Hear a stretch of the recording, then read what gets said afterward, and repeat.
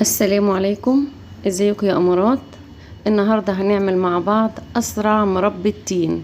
يعني هنعمل مربى التين بدون ما تنقعيها في السكر. اول ما تشتريها هتقدري تعمليها في نفس اليوم وفي نفس الوقت، وهتكون جاهزة معاكي. وكمان احنا اليومين دول في موسم التين، فيلا نعملها مع بعض، هتكون اوفر بكتير من بره. وكمان هنعملها مربى تين قطعة، ولو انت عايزاها مش قطع هقولك برضو في الفيديو هتعمليها ازاي. ويلا بينا مع بعض نبدأ. ومعنا هنا 2 كيلو من التين. وطبعا التين دلوقتي سعره وصل من 20 ل 25 جنيه. انت ممكن تجيبي الحباية الصغيرة شوية، بتكون اقل في السعر، وتقدري تعملي منها المربى، هتوفر معاكي كتير. ودلوقتي بعد ما غسلنا التين هنقطعه بقى كده ونجهزه عشان نعمله مربى. اول حاجة بتقلبي التينة من تحت كده وتشيلي العنق فيها اللي من تحت دون. وبعد كده بتقطعي التينة، يا اما بتقطعيها 4/4 وبتسيبيها على كده، او انك بتقطعيها مكعبات صغيرة. بعد ما بتقطعيها 4/4 بتقومي مقطعاها كده مكعبات بالشكل ده.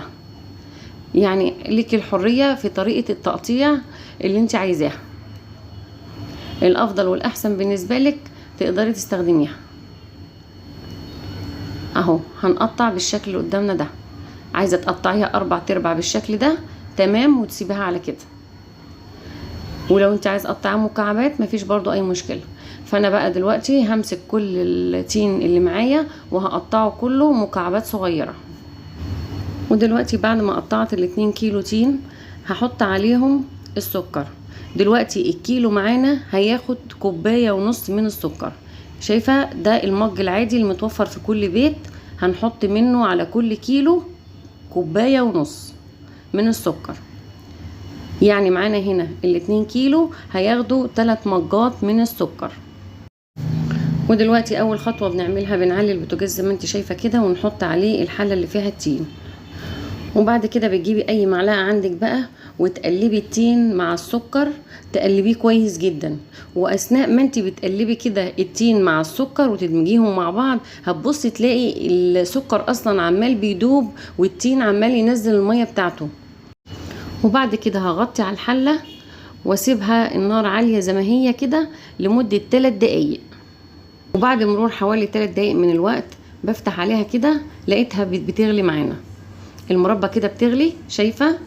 ونزلت المية بتاعتها بدون ما ننقعها يوم ولا ننقعها 4 ساعات ولا اي حاجة من الكلام ده كله.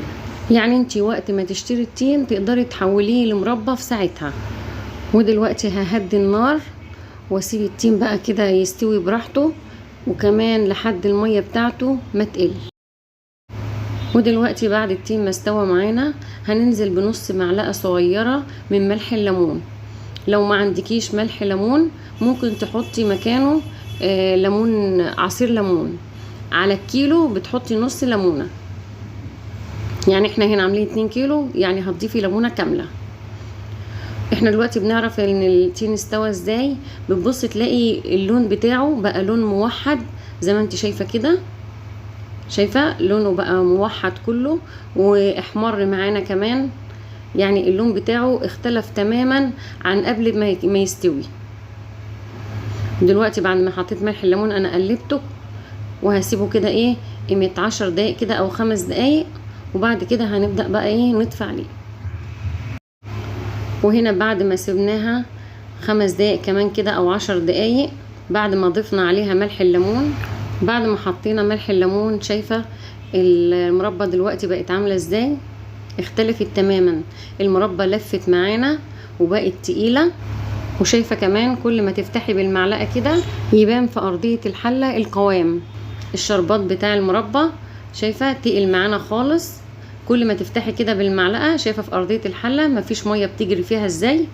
ده دليل على ان القوام بتاعها بقى لافف. وفي الوقت ده تقدري ان انت كده تطفي عليها كده، تعرفي ان هي استوت والقوام بتاعها بقى مظبوط. طالما بتفتحي كده بتعملي خط بالمعلقة كده في ارضية الحلة وتلاقيها ما بتندمجش مع بعضها كده وتجري فيها مية، تعرفي ان هي كده نشفت والسوى بتاعها والقوام مظبوط. تطفي عليها في الوقت ده وتستني لحد ما تبرد عشان تعبيها في البطرمانات. وطريقة تانية عشان تعرفي بيها التسوية، بتاخدي خط كده على المعلقه اللي انت مقلبه بيها، لو الخط ما اتقفلش تعرفي ان هي كده القوام بتاعها مظبوط.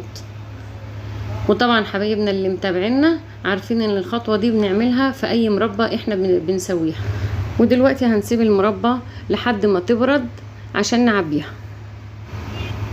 ودلوقتي بعد المربى كده ما بردت معانا، جبنا البطرمانات طبعا تكون مغسوله ومتنشفه كويس جدا، ونبدا بقى ايه نعبي المربى.